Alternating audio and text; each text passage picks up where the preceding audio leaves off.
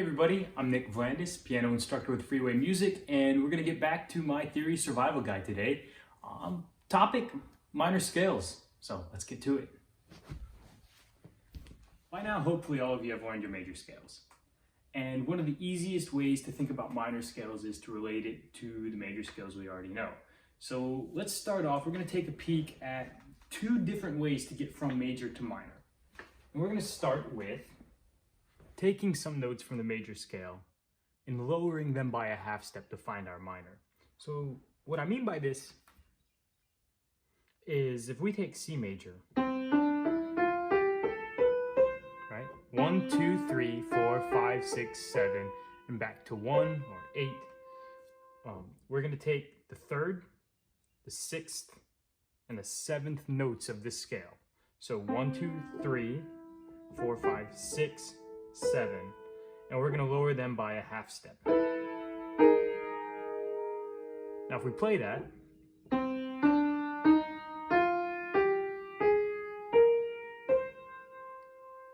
we get a form of minor called natural minor. So bear with me here, there's going to be 3 different forms of minor scales. We have natural, we have harmonic, and then there's melodic. Today we're probably going to focus mostly on natural and harmonic. So this scale, this formula, if you take a major scale and flat the 3rd, the 6th, and the 7th notes, you get natural minor. What's nice about this method is that we were on C major, and C major became C minor. When you keep the same name of the scale, the same root of the scale, we're going to call this parallel, because you have gone from a major scale to a minor scale of the same name. So because it's the same, it's going to be parallel. Now there's one more way to get to a minor scale. So you notice that I had E flat, A flat, and B flat. And since you learned all your major scales already, you might recognize that as the key signature for E flat major. And that is true. All natural minor scales will be related to a major scale. In this case, E flat major is related by its key signature to C minor.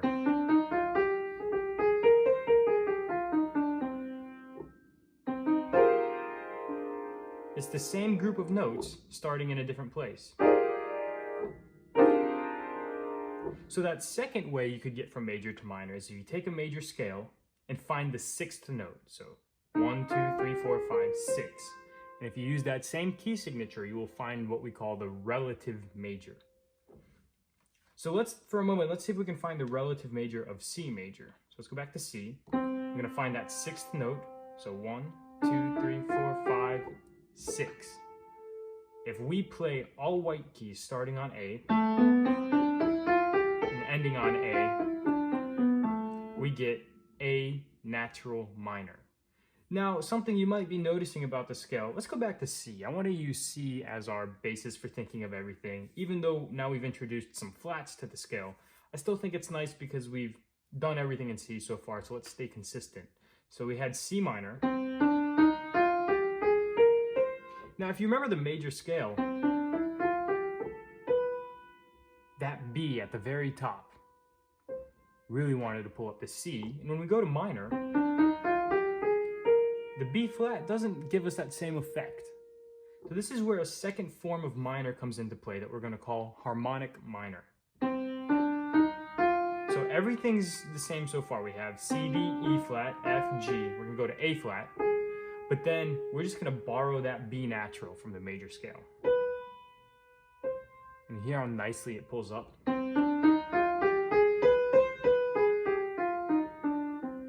Should be a somewhat familiar sound. We call that harmonic minor because harmonically, that B gives us a stronger pull to C. If you recall the last video I did about the chords, yes, well first off, yes, there are chords in the scale as well, right? Now this next chord, that 5 chord that is oh so important in music, in minor would sound like this, you know. Might if I played a major 1, 5, 1, it sounds very strong. If I do that same thing in minor, it loses something. It's not as strong of a pull. But if I play a major 5 chord, right? So that's the difference we're talking about right now. If I go to the 5 chord and build a chord, it comes out to be minor. But if I make it major, it gives us a stronger pull back home. So we're borrowing the 5 chord from the majors, from the parallel major key, right? C, and C major we'd have a G7, right? G. And then in C minor, we can also use G7. That's why we call it harmonic minor when we play. So if you go from natural minor, you raise the 7th degree back up a half step. Then you get your harmonic minor. And again, it's because of that strong cadence sound we want.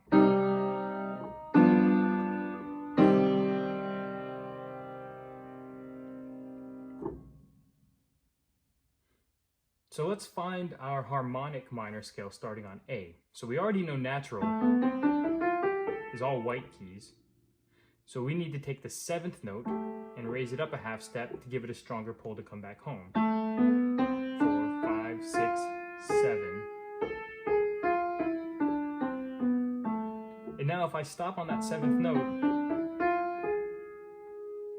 your ear really wants it to land on A. Now the very last form of minor I'm going to introduce today is called melodic minor. And there's a couple different ways to approach it.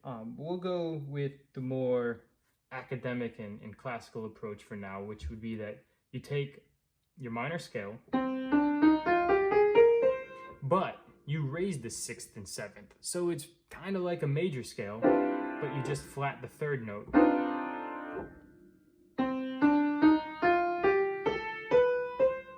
And then on the way down, you're going to play the natural minor scale. Right?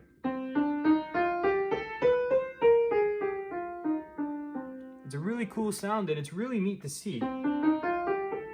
You see how these natural or sharp notes, like if I did this on A, we'd have A, B, C, D, E, F sharp, G sharp, A. So you see these sharp notes ascending. And then on the way down, you flatten them and they help you lower. So this is a really nice scale for thinking about in terms of melodies. You can get a lot of, if you want to go up, you have those natural notes, and if you flat them, you can go back down. Now the other way to think about the scale would just to keep it the same. To not change it on the way up and on the way down. And there's a lot of information to unpack in there as well. A quick recap of our scales today. If you have a major scale and you flat the 3rd, the 6th, and the 7th notes, you're going to get a form of minor called natural minor. Once you have your natural minor, if you raise the 7th scale degree up a half step, so back to where it was in major, but leave the 3rd and the 6th flatted, you get a form called harmonic minor. And then for your natural minor, it's pretty much a major scale with a flat 3 on the way up. And then on the way down, you go back to flat 7, 6, and 3. Because on the way down, they'd be in that order.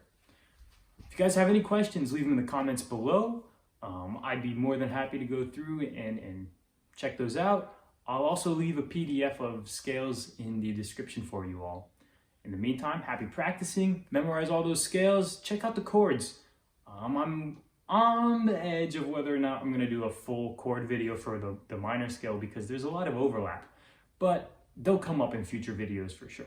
So again, happy practicing, thanks for tuning in. I'll see you next week.